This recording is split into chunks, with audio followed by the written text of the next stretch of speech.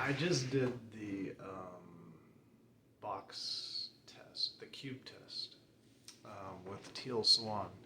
It's a Teal Swan is someone just a friend of mine just recently recommended I check out, and so the not the first video, but one of the videos that I saw in the very beginning was this thing called the cube test, and I just figured, what the hell? Let me take a test for the first video that I watch of her, and it's really interesting.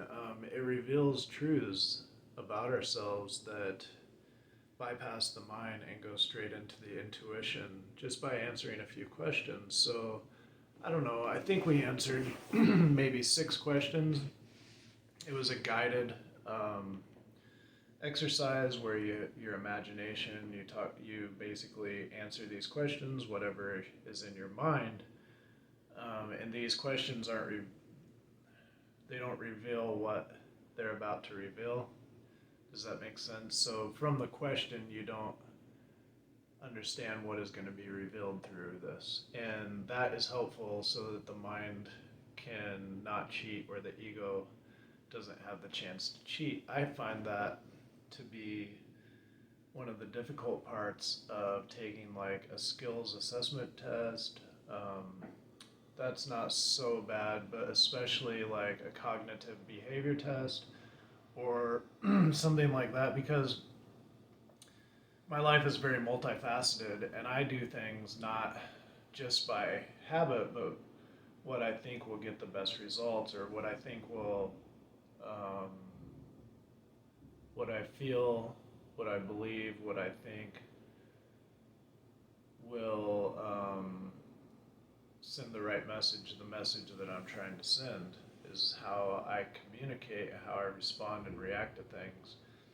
And I'm not always in touch with my heart. In fact, I was waiting for a friend of mine today at Barnes and Noble and looking at a book about the chakras, and I was looking, just reviewing, um, the chakras and like what they represent in the energy bodies, or how they're connected to the energy bodies and the emotions, and just all the things that are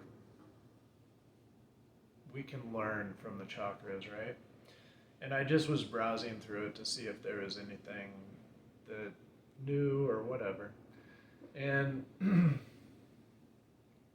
I don't remember why this thought came, but this thought, this understanding, this knowledge, it was not just a thought. It was like knowledge came to me, or like there was like an aha moment, right? Like, oh, yeah.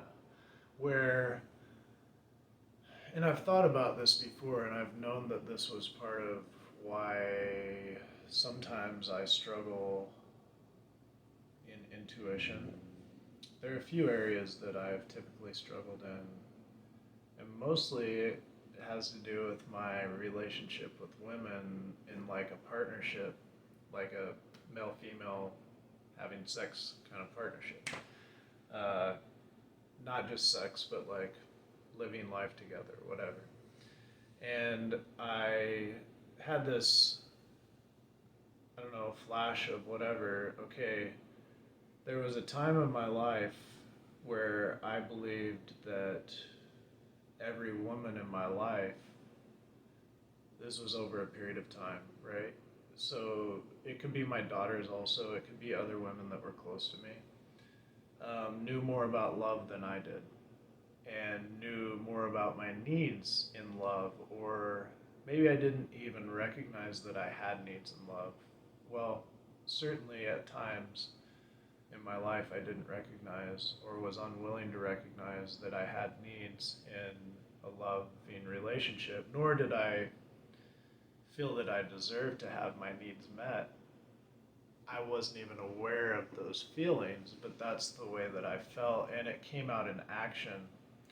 It came out in how I treated myself, how I allowed myself to be treated, whether or not I spoke up for myself or not. And for me, a relationship would have to get pretty out of hand for me to begin to speak up. And Yet I would ignore my intuition with the women that I would become involved with romantically, and be involved with women that really didn't suit me. They didn't suit my life. They didn't meet my needs, and I didn't really meet their needs either. I worked hard to.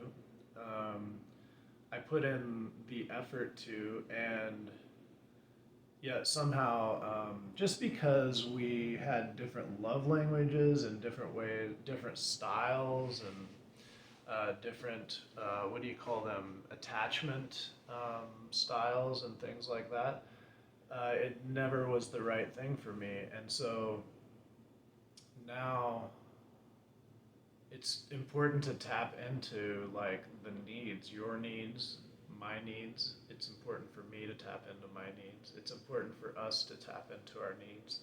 Especially, I think both sexes have actually, I've heard women say, I don't even know who I am anymore. Like, most of those women are like married with kids or kids, and they're they kind of dedicated their lives to their husbands and their children.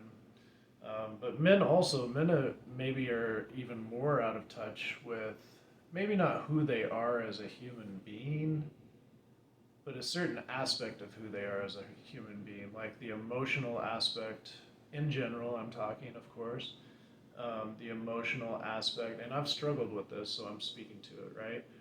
I've struggled with the emotional aspect of myself. I've struggled, like I said, with knowing my needs, even in love and a loving relationship. I'm well aware of them now, and I'm pretty needy, and I'm okay with that. It's what I need. It's what I desire. But it's certain needs, and it doesn't look needy to everyone. In fact, some people um, think that maybe I'm not needy enough. So it's all perspective, right? And that's the thing. Your perspective may be different than someone else's. Your needs may be different than someone else's. And some people, because their needs aren't the same, may tell you that your needs don't matter. And I actually believed that. Like, a lot of people will say that, especially, see, the thing is, not everyone realizes that a relationship is about two people, like, bringing their lives together and respecting each other's boundaries and like lifting each other up and loving each other and things like that.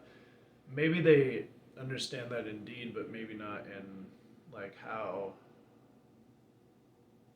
it lives out, right? Because I think what happens is we understand our own needs oftentimes, or maybe this is what I've experienced because I'm somebody that is very sensitive and giving and caring, and I really think about what other people need until I feel like I have no space. And then in the past, I may lash out really strongly to gain that space because usually for me to say anything, I would have to feel very disrespected. And so by the time that it got to a place where I felt like I needed to stick up for myself, it had gone too far. And, it could be just complete misunderstandings. The thing is when you're not aware of your needs, you don't speak up until then you feel like, oh wow, I've been allowing this, or I did this, and this like led to this. And you kind of, if you're a person that takes responsibility, you may be taking responsibility for other people's junk too, or I know that I have in the past. And then, but the problem is then when I realized it or realize it in the past, like it has gone to a point where I would lash out like in a more aggressive way. That's really not who I am. It's really not who I am at all. But it was a place of feeling the need to protect myself and establish boundaries and to create space. And so, and also, there are times where I would be triggered and not even realize my triggers at the time. All these things. Anyways, so What I did though, by believing that other people knew more about love or even my own needs than myself, is I turned off my intuition in a way. Like, I stopped believing in my intuition. I stopped listening to my heart. I stopped listening to my heart, and I started actually even thinking that my heart was wrong and that my heart could never have what it wanted, and that my heart didn't matter so much, but that other people's hearts mattered more. And it didn't make me a better person. It made me more closed. It made me more angry.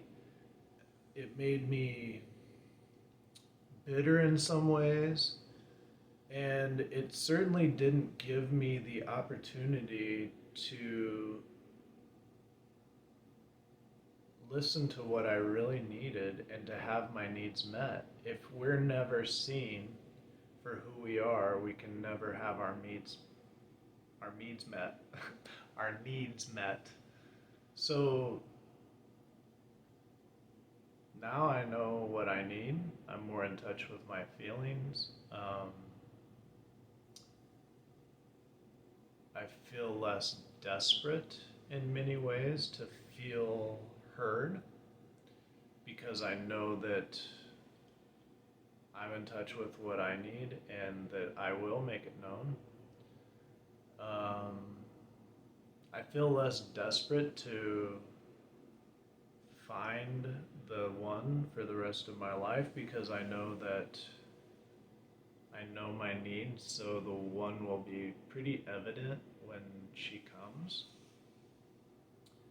And I no longer feel the need to waste my time um, in relationships, or even maybe flings or whatever that aren't going to last, because just not really interested in wasting time. There's a lot to do in this world. There are a lot of hurting people who can be served. There's myself, who loves alone time and who loves to um, spend time healing. There's skateboarding to do and surfing to do and paintings to paint and purses to sew, and just so much in life that life has to offer, right?